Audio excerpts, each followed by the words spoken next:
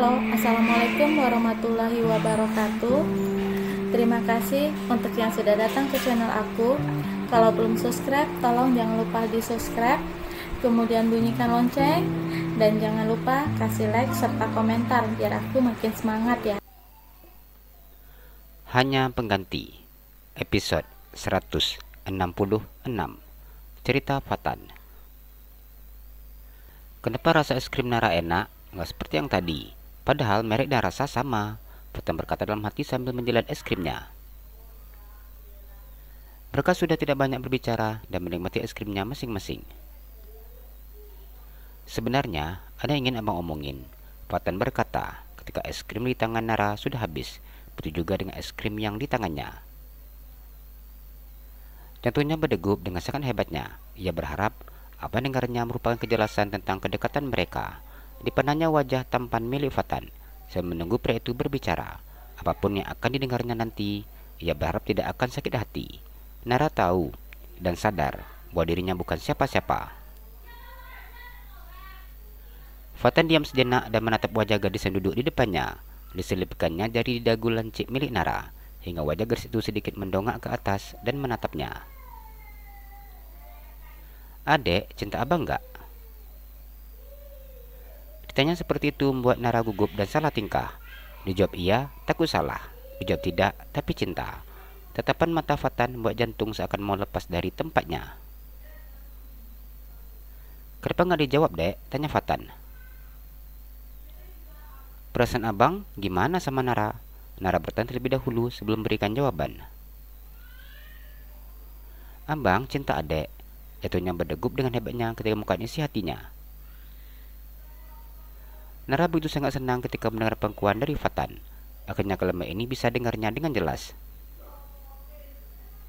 "Nara juga," jawabnya dengan malu-malu. Diturunkannya tangan yang masih menempel di dagu Nara. Ia kemudian memegang tangan dan mencium punggung tangan gadis tersebut. Meskipun sulit untuk menjelaskan, namun Nara tetap harus tahu seperti apa posisinya saat ini. "Abang minta waktu, dek, untuk menyelesaikan masalah pribadi abang." Nara diam dengan kening yang berkerut. "Apa abang sudah menikah?" tanyanya. Merasa tubuhnya terbang melayang, namun kenapa harus dihempas dalam waktu singkat.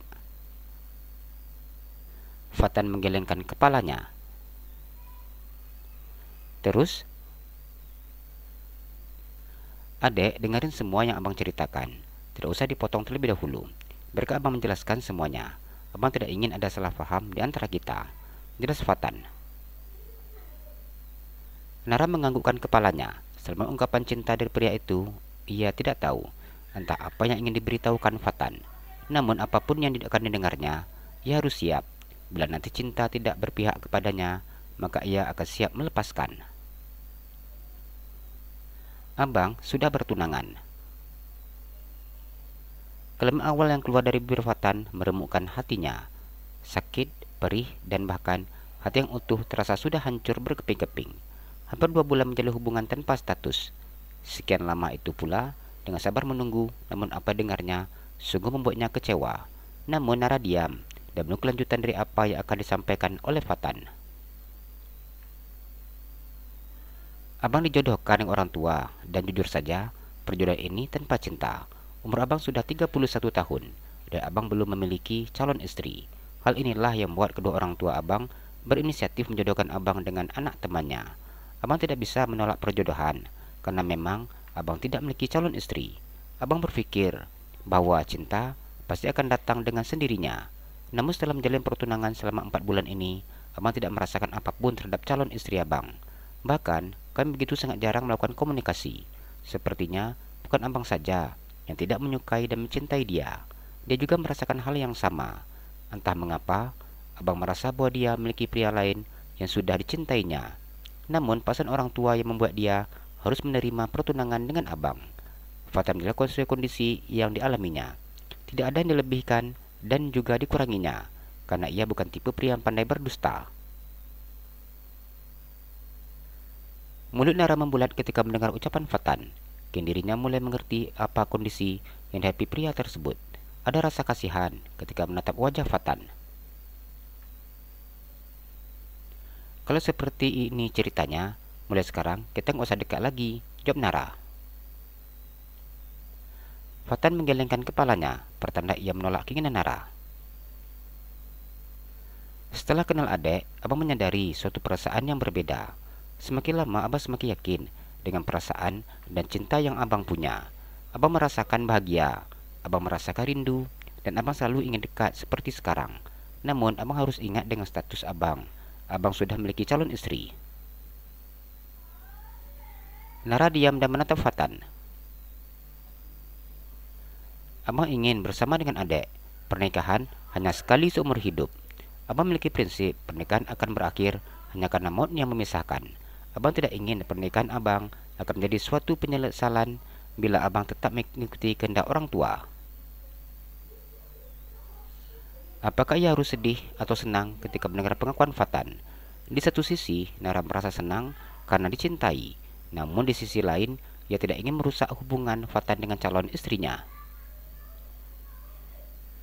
Abang juga tidak ingin adik dipersalahkan dengan batalnya pertunangan kami.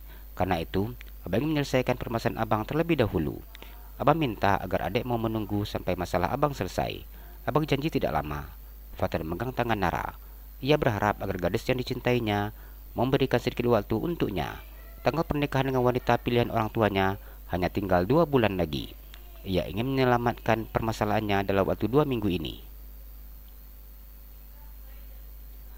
Nara merasakan hatinya begitu sangat senang ketika mendengar apa yang dikatakan oleh Fatan.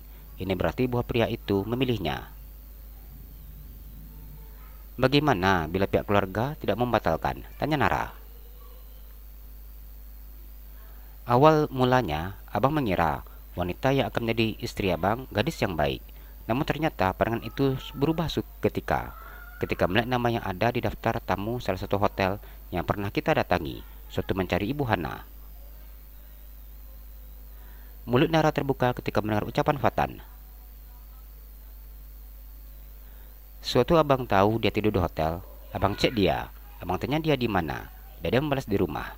Saat itu abang sudah mulai tidak percaya lagi dengan dia. Namun sampai sekarang abang masih mencari tahu dengan siapa pria yang dekat dengan dia. Bila abang sudah mendapatkan semua informasi tentang dia, abang akan beritahukan hal ini kepada kedua orang tua abang agar mereka paham alasan abang untuk tidak melanjutkan pertunangan. Nara menganggukkan kepalanya. Bila memang kita berjodoh, pasti segala sesuatu akan dipermudah, jawabnya. Apa yang dikatakan oleh Nara membuat hatinya senang dan juga nyaman. Ia tidak menyangka gadis itu akan mengeluarkan kalimat yang membuatnya kembali bersemangat dan semakin yakin untuk mempertahankan cintanya. Siapa tahu aja nasib abang sama dek seperti Pak Davin yang batal menikah dengan tunangannya dulu dan mendapatkan istri yang jauh lebih baik. Abang berharap memang seperti itu. Abang batal menikah dengan tunangan abang dan menikahnya dengan adek yang abang yakin jauh lebih baik, jawabnya. Amin. Nara tersenyum merasa lega setelah mendengar pengakuan yang disampaikan oleh Fatan. Masalah jodoh, ia akan menyerahkan semuanya kepada yang di atas. Abang, Nara mau pulang. Soalnya siapin surat lamaran untuk diantar ke perusahaan Papa Surya. Jalan-jalan ke Pekanbaru, jangan lupa beli sepatu. Kalau kamu suka channel aku, please subscribe aku. Terima kasih.